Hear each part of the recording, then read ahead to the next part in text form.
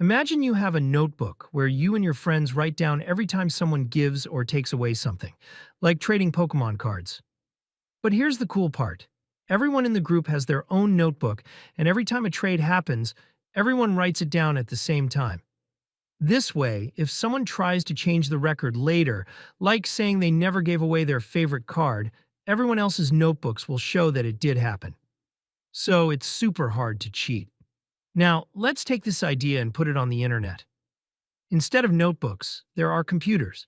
And instead of trading cards, people are trading digital money or information. All the computers in the network keep a copy of the records, and they all check with each other to make sure everything matches. This digital notebook is called a blockchain.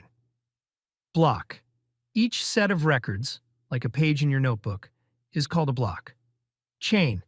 The blocks are connected together like links in a chain, so you can see every single trade or change that ever happened.